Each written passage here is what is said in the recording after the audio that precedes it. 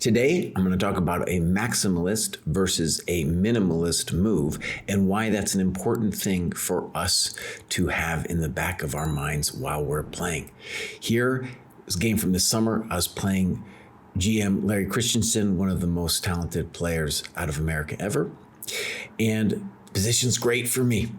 Let's talk about it a little bit. Classic isolated queen pawn. And a feature of the position that's very important is that I've been able to trade off black's dark square bishop.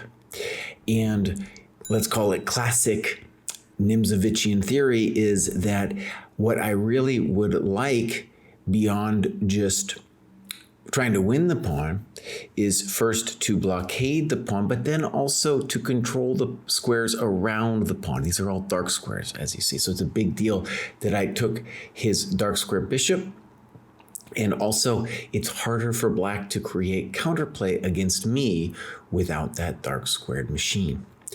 Okay, now another thing that Nimzovich taught us was that the really big dangerous positions for the holder of the IQP is when the person playing against it gets their heavies lined up upon the pawn. So imagine like the minor's gone and my rook body slamming that pawn on d5, maybe doubled rooks over there.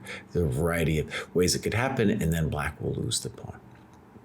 Okay, so for that reason, I felt that Larry's best chance would have been to go like this and then play rook c8. Nice move, and I can either try to take that thing or play out, I think is the best move, rook d1. But we can see black has made certain progress here because they're controlling the c file. Instead, Larry played a6. I'm going to talk a little bit about how this is psychologically significant later, but here's the point that I wanted to talk about.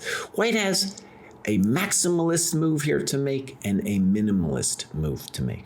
I have not checked this with the computer. I will check it later, but the computer's not going to help me understand what's a maximalist move and what's a minimalist move. Okay, so the maximalist move is what I played. And I spent 25 minutes trying to figure this out. And the positions are truly hair-raising. I played knight f5. And obviously, I'm looking at this square. I'm looking at the dark squares. I'm not just looking over here. I'm looking to go all the way in, baby. And the problem from a calculation standpoint was that I saw that after bishop g6, I could not simply play knight d6 because of knight e4, snippos, and then crippos, and then my knight is toasties, right?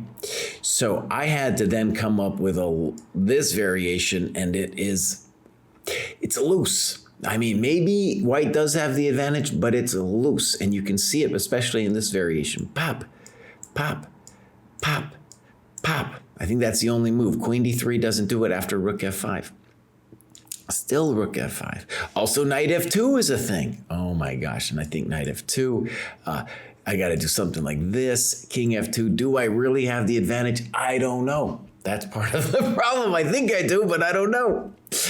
Okay, but also here, and then this madness.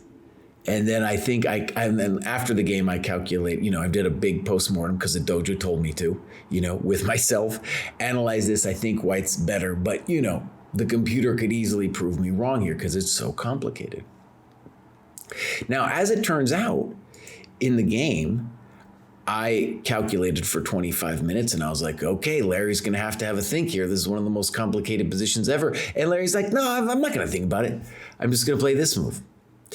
And, it feels like a concession, but now what do I do? The game, got really hairy after this. Oh my, it just got really hairy.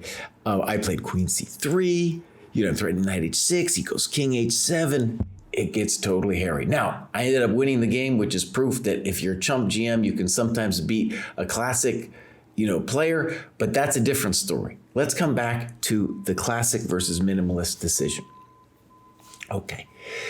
If I had not been seduced by knight f5. And I want to use that word seduced because really a6 is a provocation. It's like telling me, you don't have anything, son. I'm just going to sit here and see what you can do.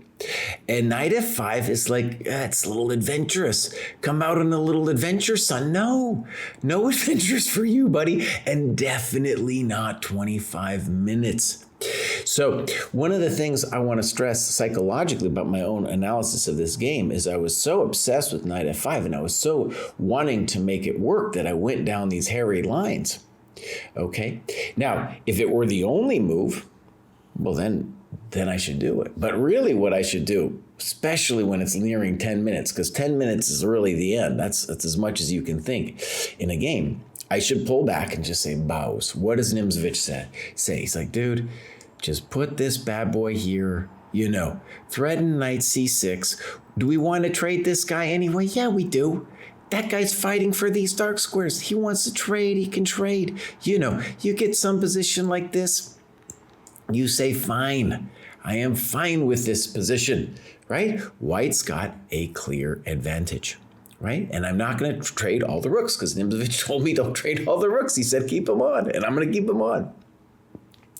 Okay, so there it is, a maximalist versus a minimalist decision. That doesn't always mean that, you should say to yourself, oh, I'm a maximalist, I'm a minimalist, though that is maybe something you should think about who you are, but more like, oh, wait a second, this maximalist decision-making nearly cost me the game. It was more dangerous, created a more dangerous position, and cost me all that time on the clock.